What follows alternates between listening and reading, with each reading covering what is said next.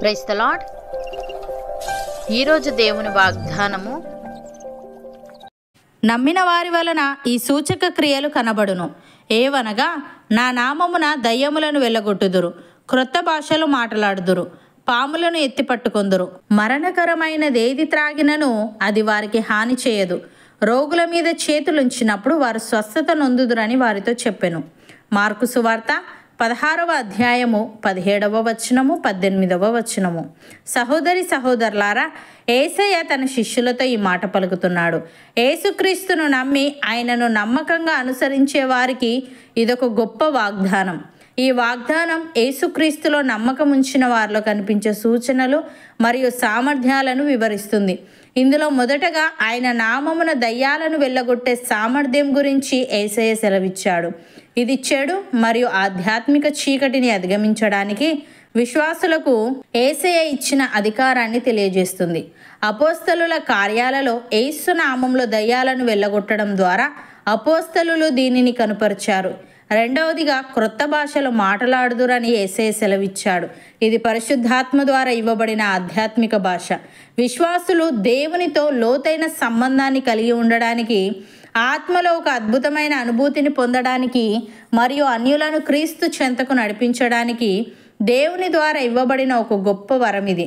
ఇది దేవుని నమ్మని వ్యక్తిని దేవుని ఉనికిని గ్రహించేలా చేస్తుంది. మూడవదిగా, పాములను ఎత్తిపట్టుకొందురని, మరణకరమైనదేది త్రాగినను అది వారికి హాని చేయదని సెలవిచ్చాడు. ఇది నమ్మకం ద్వారా దైవిక రక్షణ మరియు స్వస్థత యొక్క సూత్రాన్ని తెలియజేస్తుంది. ప్రమాదకరమైన పరిస్థితులను ఎదుర్కోవడానికి మరియు విశ్వాసం ద్వారా వాటిని అధిగమించడానికి పాములను ఎత్తుకోవడం మరియు మరణకరమైనది త్రాగడం అనేది ఒక ఉదాహరణగా చూడవచ్చు. అక్షరార్థ స్థాయిలో కూడా యేసయ్య తన శిష్యులను శారీరక హాని నుండి, ప్రాణాంతకమైన వాటి నుండి కూడా కాపాడుతాడు. మూడవదిగా, రోగుల మీద చేతులుంచినప్పుడు వారు స్వస్థత నొందుదురని చెప్పాడు. ఇది విశ్వాసుల భౌతిక స్పర్శ ద్వారా మరియు వారి నమ్మకం ద్వారా దేవుని యొక్క స్వస్థత శక్తి ప్రవహించడాన్ని సూచిస్తుంది. సవాళ్లను అధిగమించడానికి మరియు అవసరమైన వారికి స్వస్థత చేకూర్చడానికి విశ్వాసులు దేవుని శక్తిపై నమ్మకం ఉంచడం యొక్క ప్రాముఖ్యతను ఇది తెలియజేస్తుంది.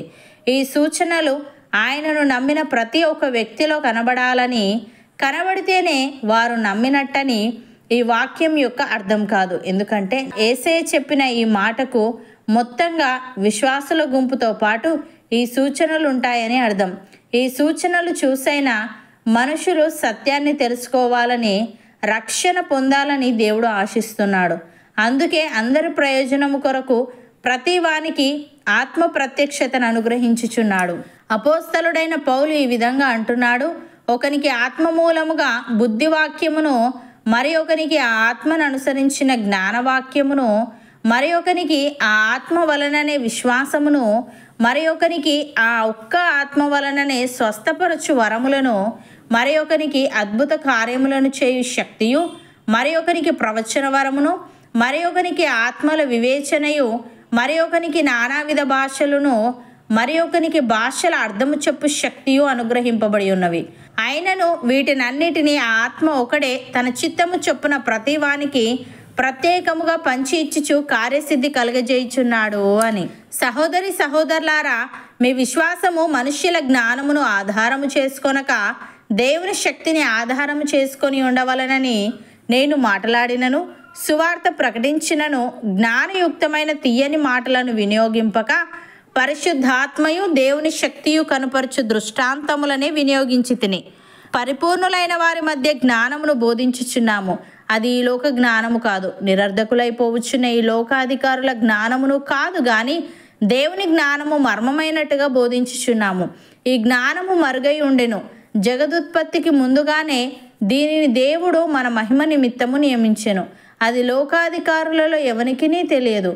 అది వారికి తెలిసి ఉండిన ఎడల మహిమ స్వరూపియగు ప్రభువును సిలువ వేయకపోయి ఉందురు. ఇందును గూర్చి దేవుడు తన్ను ప్రేమించు వారి కొరకు ఏవి సిద్ధపరచెనో అవి కంటికి కనబడలేదు, చెవికి వినబడలేదు, మనుష్య హృదయమునకు గోచరము కాలేదు అని వ్రాయబడి ఉన్నది. మనకైతే దేవుడు వాటిని తన ఆత్మ వలన బయలుపరిచి ఉన్నాడు. ఆ ఆత్మ అన్నిటినీ, దేవుని మర్మములను కూడా పరిశోధించుచున్నాడు. అవును అన్నవారు నాతో పాటు ప్రార్థనలో ఏకీభవించండి.